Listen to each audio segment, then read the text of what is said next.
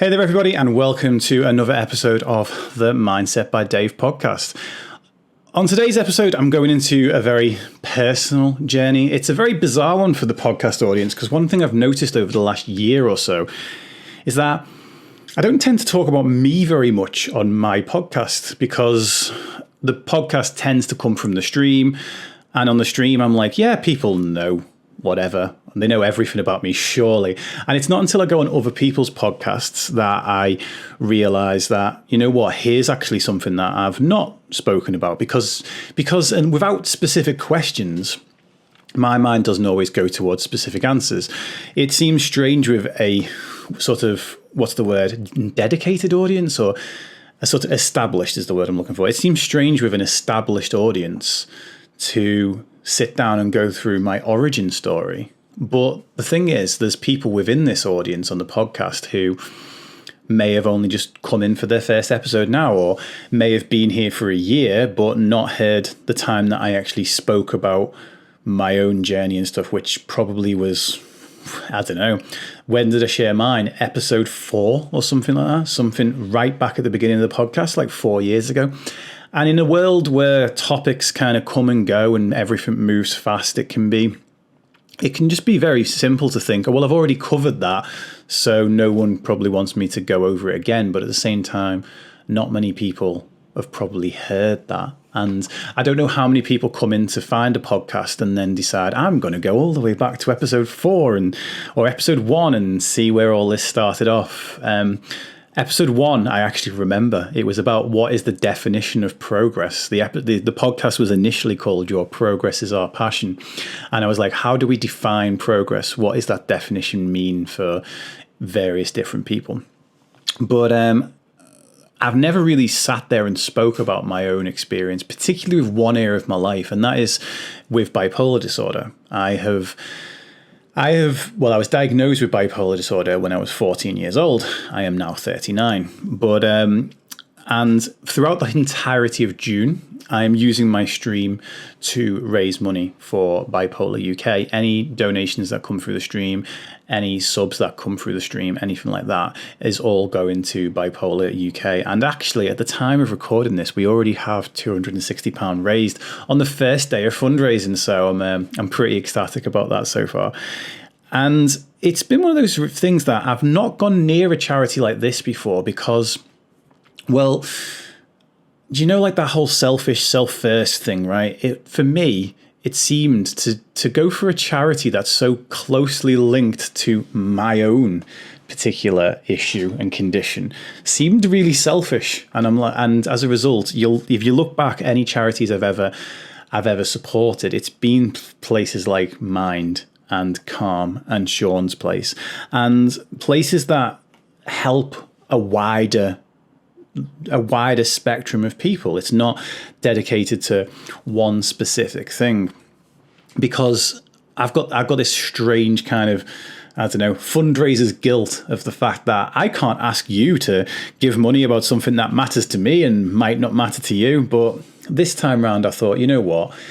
I think it's really important to kind of stand up for things that are important to you. And, you know, if people donate, awesome. If people aren't interested in bipolar and don't donate, then that's awesome too. That's absolutely fine. But I wanted to use this as an opportunity to raise some much needed awareness around bipolar and what it's kind of like living with it. Now, as a disclaimer going into this, I am not the poster child for bipolar disorder. One person's life living with it versus another person's can be very, very different. And that's even, I think most of us kind of who do know about bipolar know that there's a type 1 and there's a type 2. Even within each of those types, there is a lot of variety. And again, just think about it like you would outside of any mental illness.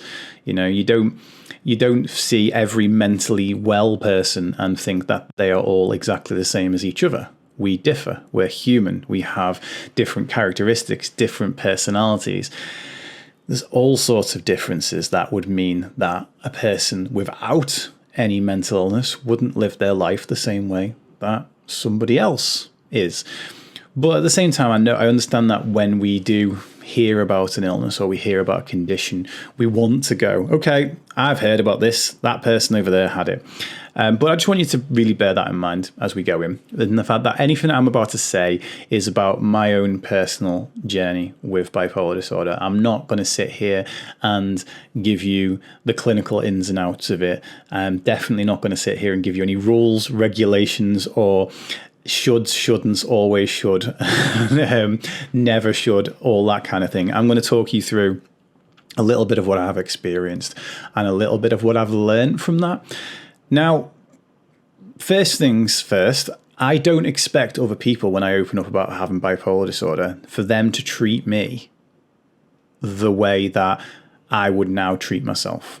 Because it's taken me, 39 minus 14, 25. It's taken me a quarter of a century. Now I feel really old. It's taken me a quarter of a century to be able to understand bipolar disorder through living with it. For that entire time, it's taken me, 25 years to understand it to the level that I do, and I still don't get it right on a daily basis. But it's something that I'm constantly learning more about. And to be fair, the last 12 months have really, really shone a light on many different aspects of it for me. Now, I want to talk you up to kind of like how I received my diagnosis in the first place. My initial diagnosis is very, very controversial. It was given to me by a GP, which is not supposed to happen. It was given to me based on after 2, I believe, appointments quite hastily, and I was quite strongly medicated from the age of 14. I went without my parents because at the time my dad wasn't really kind of responsive to the fact that the troubles I was going through in school, and my mum, this was my interpretation. She was never too busy to look after me, but I interpreted it as a kid that she was too busy to come to the doctors with me and to be needing to deal with my troubles.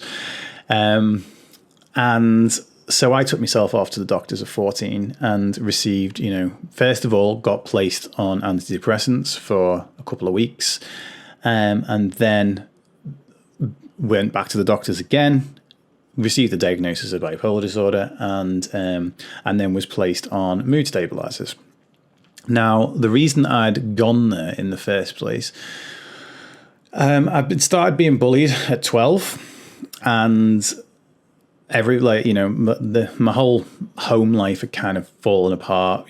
Dad had moved out when I was 6, and I was being bullied at 12, and I just literally made that transition from primary school to high school, which is a very stressful period in a lot of kids' lives. You're going from being the big fish in the small pond, understanding where everything is, to being thrown into all of this kind of turmoil of not knowing where things are, not knowing who to trust, whatever, anything like that. And I was getting bullied. And at the time, the one and only time that I stood up for myself, I was suspended from school for 2 weeks. So I very quickly learned, okay, we don't stand up. If I grasped on the bullies, which was telling on them, you get hurt more. If I fight back, I get hurt more, but by the teachers. The teachers are basically, basically would give me detention or would give me suspension. So I was very much kind of feeling trapped at this point in my life. And I was totally and utterly, my mood was completely and utterly all over the place. I'd go through periods of just full high energy, bouncing off the walls, to periods of prolonged sadness, just no energy, not wanting to do anything. At the time, not much was known about it, and my entire family they thought I was moody. That was the expression that was given to me at the time. I remember they used to put stand-up comedy, I was going to say DVDs then. DVDs didn't exist in 1995. They put stand-up comedy VHSs on. They put videos on stand-up comedy, Billy Connolly, Jack D, that kind of stuff. And that would kind of make me laugh. So they'd think, he's all right, he's better. It's, it's fine. He's not being as moody or whatever it might be. But that was all it was really left to. And I was on medication for 4 years at that point. And it was only moving out of Liverpool, where I grew up, where I stopped being bullied And the medication was the only thing that I did to deal with it back then. It was the only thing that they told you to deal with it back then. There was no CBT courses. There was no therapy even recommended or suggested to me. It was just, here you go, take 2 of these, call me in the morning kind of thing. And I moved out of Liverpool and up to Southport, which is only 45 minutes down the road, but I had a shaved head and a Scouse accent, and you find it's funny when you've got a shaved head and a Scouse accent and you're in a slightly nicer area, you don't tend to get bullied. So people were a little bit scared of me, and I started making friends. And for me, over the course of the next couple of years, fixing, there's that expression which is, when a plant isn't thriving, you fix the environment, not the plant. And for me, in that period of time, I would say that fixing the environment did help. Like I became feeling like I didn't need my medication anymore. I kind of just essentially, this is one of the things that I would never recommend anybody to do. I took myself off them. That led to a really, really bad couple of weeks of, lots of suicidal thoughts, lots of thoughts of self-harm, lots of literally mood rebounding terribly, like going back to how things were. Now, I'd been taught at the time, for the description of bipolar disorder essentially is periods of heightened mood or elevated mood, which is often referred to as mania, and periods of low mood, or depression. And I'd been taught the only counselling that I'd been given at that time, it was referred to as manic depression when I was diagnosed. And I was told, yep, this is what you're going to experience. You're going to experience these things. And essentially these drugs will stabilise that a little bit. But no one said to me, you're actually going to experience life in the middle as well. So what I experienced when I was symptomatic was only one of those poles, only one of really being bouncing off the walls, or feeling indestructible, or feeling completely defeated and feeling depressed. And I don't recall paying attention to any of the times that I felt. I never woke up in a day thinking, okay, I feel kind of all right today. I don't feel like a 10 out of 10. I don't feel like a 1 out of 10. I feel like something, somewhere in the middle. I don't recall ever feeling like that as a kid. I recall feeling that when I was low, it's always going to be like this. And when I was high, I was like, well, this is going to come crashing down. And to me, that whole thing in my head was, I suppose if you were to lay it out, my brain probably saw it as I'm depressed for periods of months at a time, then I'm high for half a day, and then I'm back to depressed again. I was really struggling with insomnia, couldn't sleep, and at all. I used to kind of sneak up and play video games at 2 o'clock in the morning because I just couldn't sleep. And that sort of all carried on until I moved. And then when my life sort of got better and I started letting my guard down a little bit, I took myself off my medication. Again, really bad idea. Just don't do it. Just don't. Always speak to your doctor about medication, okay? And then I really struggled for a few weeks, but afterwards what I found was I started feeling more myself again. And this is one of the reasons that a lot of people don't like mood stabilizers, is like you don't feel a lot of people say they don't feel themselves on it. They don't feel as creative or as vibrant. It does take away some of the lows, also takes away some of the highs. Now, various people will tell you different things about bipolar disorder, but for me, I have mostly, I don't want to say always, because there's definitely been some bizarre highs, but I have mostly enjoyed the highs, and I actually didn't like having the edge taken off the highs. Now, I have type 2 bipolar disorder. This is slightly less of an issue for people with type 2, generally speaking, but even people with type 2 but mainly people with type 1, those highs can be quite dangerous. You feel a little bit more indestructible. Well, I say a little bit more when I'm manic. Let's just not mince my words. When I'm manic, I feel indestructible. I feel like I can do anything. I feel like I could take on the world and no one's going to stop me. When I'm low, I feel like I can do absolutely nothing. And as a result of that, the higher part can lead for some people to dangerous behaviors. If you think you're unstoppable, you might spend every penny you've got because you think, oh, fine, I'll survive. I'll get money from somewhere.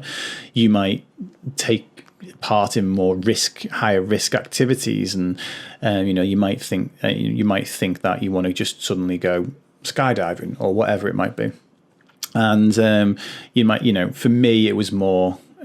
Later on, it led to kind of more risk-taking activities around things like drugs, more risk-taking activities like driving stupidly. When I felt like that mood, I just wanted to go further and further and further into that mood. Like when you feel a depressed mood, you want to get further and further out of it.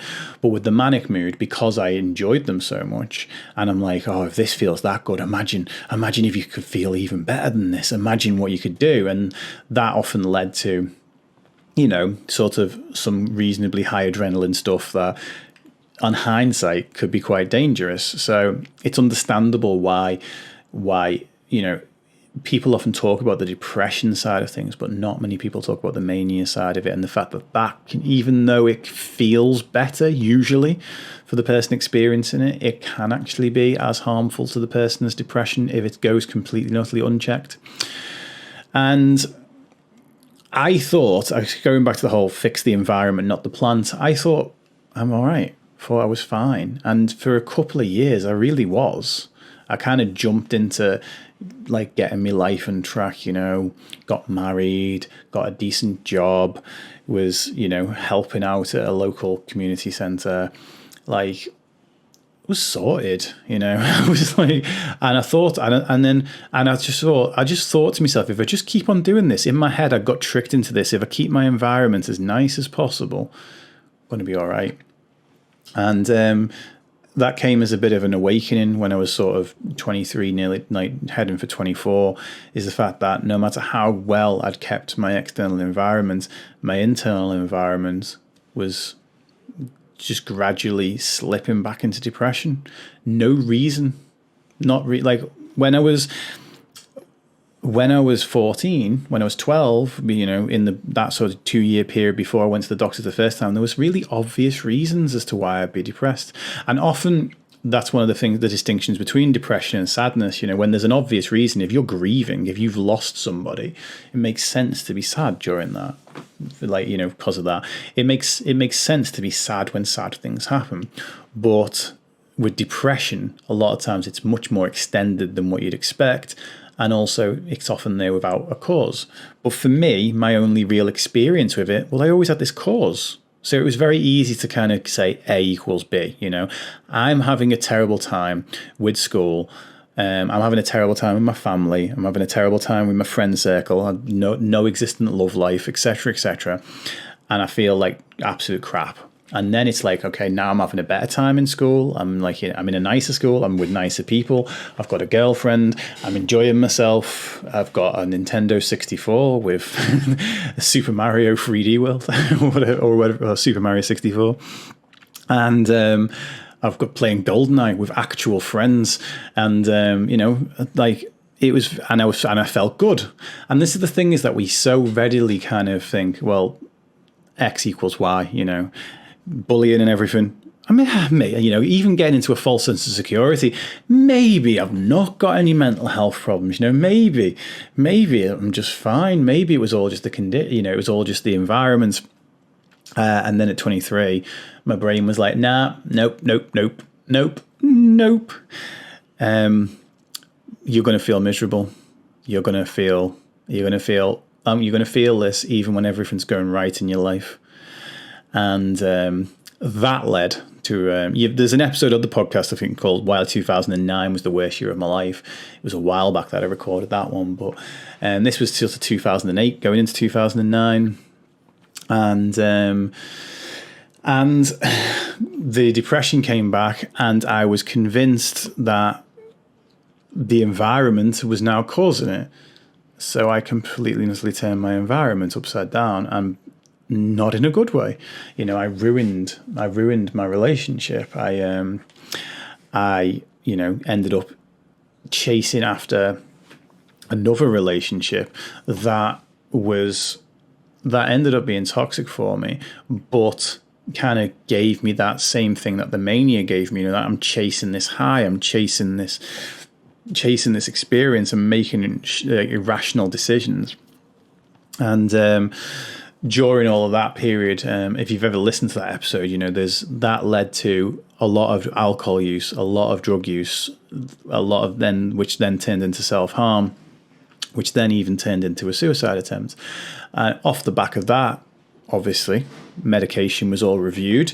I was placed back on medication and at that point started doing therapy. And a lot of people have different opinions about medication, but for me, the therapy and what people were trying to say just wasn't going in at first. It wasn't going in at all. And I wasn't really very accepting of it. I was like, no, I've ruined my entire life. My life's going to be ruined forever. I don't care what anyone's got to say. Like, this is just it now. But after a month or so on the medication, started being able to kind of engage with the therapy a whole lot more. Started finding that I could have a little bit more control over my thoughts again. And then what did I do? Still totally and utterly convinced that it's an environment thing. I set about trying to fix my environment again. I set about trying to make my house a little bit nicer, make my body a little bit nicer by going to the gym, look after myself a little bit more, start rebuilding my relationship with my family, start rebuilding my relationship with my kids, start spending time with friends again, and start again. And this is all important. But I think at that point, I was still very much in the mental health is entirely down to what we do. I don't think I ever said this out loud, but I believe that I was convinced that if I could fix the external again, that the internal would sort itself out. And let's just say that wasn't the case. But thankfully, I was still going to therapy at this point. And again, I fixed the external side of things. Things were good. I was back in a good position in my life. Stopped the therapy. Felt all right again for a good period of time. And then again, if you're not looking after the internal stuff, there's no amount of if you have, not everyone has an internal issue, right? Not everybody. Some people it's all environmental and substantial, and other people have a lot going on the inside, and no amount of change in the environment's going to help, right? But the vast majority of us, it's a bit of both. And the change in the environment thing can easily become a distraction away from doing the uncomfortable work that was going internal with all of this. And so again, I went through a great big period, changing the environment, changed my career, became a personal trainer, had 2 years incident free, which is the most I've ever had to this day. Begin to think mental health completed it, mate. I'm sorted now because, oh yeah, what was the answer in that situation? Oh, I've now found a job where I look after other people, and that was the missing piece of the puzzle. I was so convinced of this. I was so convinced that was it. And I was like, yep, totally and utterly completed this mental health business. That's it. I've nailed it now. Once again. And then in the midst of all that, another depressive episode comes in. No reason. Even looking back now, because sometimes when you look back, things are really obvious, but there was no reason, absolutely no reason for it at the time. It's just that was it. I wasn't looking after the internal. I was looking after everything on the outside and not looking after anything on the inside. So since then, that was 3 or so years ago, and at that point, that was the thing that a life a day got born out of, because once again, naively, I mean, is it naive at this point, actually, to be fair? Is it naive for me to say that my brain, despite being proven over and over again, it's not just the external, was still like, well, if I just do this, it'll all be fine. If I do like a life a day, it's like, oh, it's going to give me more purpose. It's like, helping 365 people a year, that's going to give me more purpose, and therefore that purpose is going to sort it out. And no, what I learned very quickly through all of that was that, once again, I need to look after the internal on me. And that was an ongoing battle, still is. I carried on looking after the internal on me up until COVID started. And then when COVID started, my brain went back into, oh, I've got to give all my time to looking after everybody else. There's a lot more to do now. There's so much that needs to be done. I've got to do more, which again, for like the first 2 months of it, gave me such a drive and such a purpose, which is the mania, by the way, that the manic side of me believes that I think I'm cured. Actually, do you know what? I've literally only just put the two and two together on this one now. Every single time that I think I'm cured, I'm actually manic, because I've got a new focal point, a new renewed focus, and that new renewed focus sends me into, I've got all the energy in the world, I'm unstoppable. And it's about now finally realizing, actually, when I'm like that, I need help too. I need to do things too. I need to kind of be checking in with myself as much there as I am when I'm low. I need to kind of, I need mood stabilizing. I need to look after the highs as much as the lows. And again, everything from the back of that was great up until COVID hit. And then the last year has really illuminated a lot of things for me with bipolar. And it's looking at the things that I thought, all of the other areas of personal development that I do, like in terms of I've looked after with therapists, I've looked after my own self-esteem, I've looked after my own beliefs, I've looked after my own identity. We've looked at each one of these things. And now, as a person whose beliefs, identity, self-esteem, behaviors, all of those things have evolved in me. They're still not like ideal by any means, but they've all evolved substantially over the last few years. And now one of the things I realize is that the time that each one of those things dips back to the way it used to be. So like my self-esteem, when I'm symptomatic and I'm low, my self-esteem can very quickly plummet back to where it used to be. My behaviors can very quickly plummet back to where they used to be. My own level as a self-care can plummet back to where they used to be. And the only thing that makes me more equipped now is that I'm aware of that and I know that. Those behaviors, that self-esteem had become a learned pattern that was there whenever I was symptomatic or not really. So as I said much earlier in the podcast, the idea that middle doesn't exist, that was the whole thing, is that during that middle section, I was still, the reason I didn't feel that is because I was telling myself I was a piece of crap. I was telling myself like, I'm worthless, whatever it might be. And the only big difference that I'm equipped with now more than I was back then, what makes it easier to live with my life. It's very easy to point to each one of these things that was a big stepping stone, because there's so many things that felt like a revelation at the time, and they made it feel like, this is it. Now that I know this, I've got it cracked, right? Now it goes back to what I've said before, which is knowledge isn't power, it's potential power.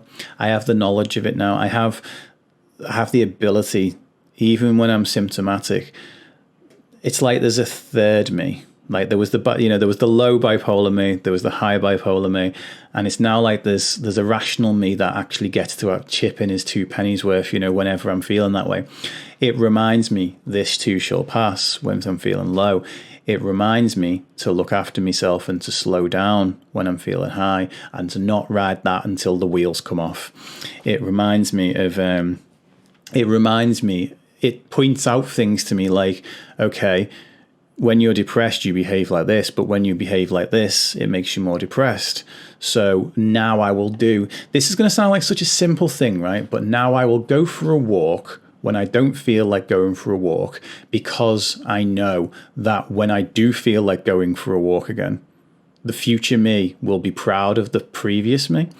Like, this last year has been a really big test on this, because being in the house, like, the vast majority of the time, not being cut off from a lot of the elements of my job that I was doing before out in the real world, talking as I am now to a camera that gives me literally no feedback, as opposed to talking to people in a room that I can see body language and get feedback from.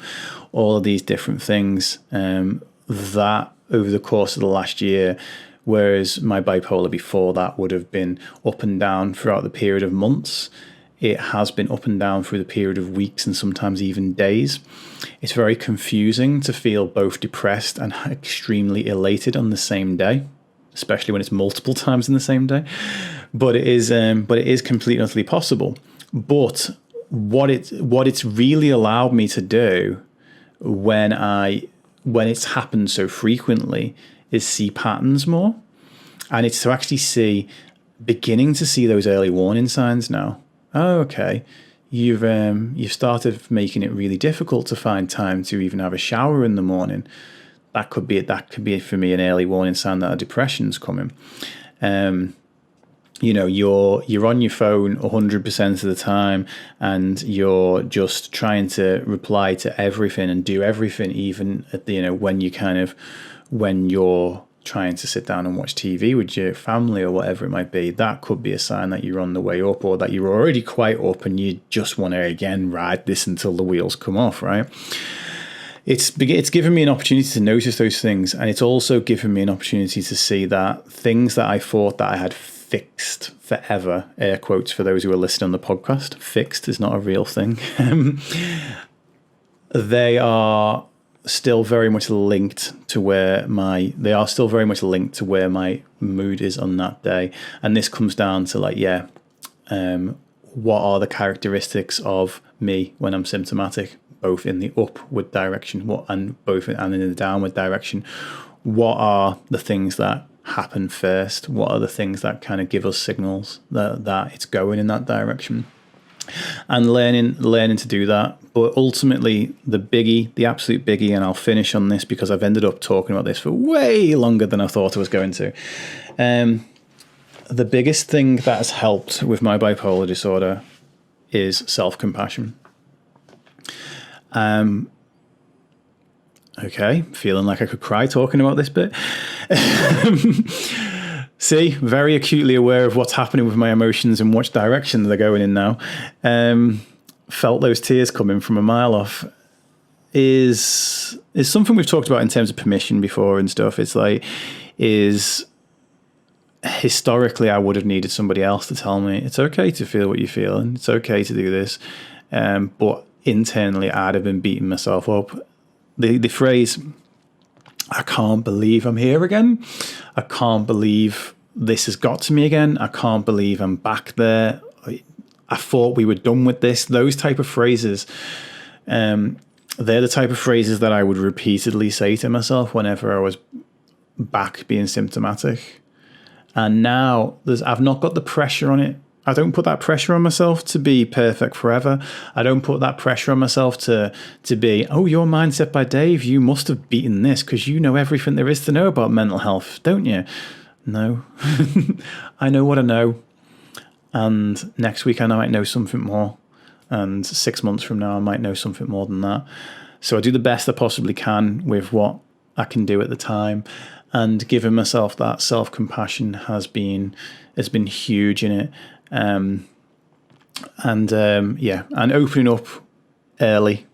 I've said it for years. I've probably not lived by it as often as I've said it, but now opening up early. For me, opening up about how my mental health is to people when it's we do a mental health check-in on my stream like 4 times a week or whatever it is. And I'm always open.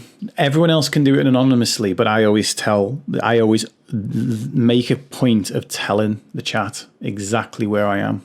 And there's been streams where I've been a 2 out of 5. There's been streams where I've been a 5 out of 5. There's not been a stream yet where I've been a 1 out of 5, but being open about that, it relieves that whole, oh God, what if people find out? It relieves all of that. And it's not, oh God, what if people find out? Nowadays, it's, so what if people find out? So what? I'm not going to keep it to myself. I'm not going to be shy about it. I'm not going to only share the good bits because I want my life to look Instagram worthy and all the rest of that. I'm going to share the up, the down, and the everywhere in between. And that's it. That's bipolar disorder according to Dave. As I said before, at the beginning of the podcast, it might be different for other people. It might be really different for you living with someone with bipolar disorder. I one day hope to convince wifey to come on and actually be like, what's it like living with Dave? It's a bloody nightmare, although he does make good breakfast. That's the summary. So you can all tune in if that episode ever does come up, but I've been asking it for 3 years and still no avail. As always, thank you very much for your time and for being here. If you catch this podcast at any point during June and you want to help us, raise some money, let me just find out the link for it. If you want to help me raise some money for Bipolar UK, the link is justgiving.com/fundraising, followed by MBD June. So Mindset by Dave June, MBD June. And we're aiming to raise £500. We're actually currently sat on 260, which is quite nice. So hopefully we're going to smash that target and then I can set a new one. But we're raising money throughout the whole of this month for Bipolar UK. And I suppose this kind of means that I'll actually finally have to put another episode up on the actual podcast, because that's another thing that I need to get back into a routine with. Anywho, I used to finish off by saying, if you master the mind, you can master anything. That was the name of the podcast up until 2 episodes ago. I don't know what it is now. So keep it lovely, keep it purple. That's the new sign off. I'll change it in a week. Thank you for joining me, and I will see you soon.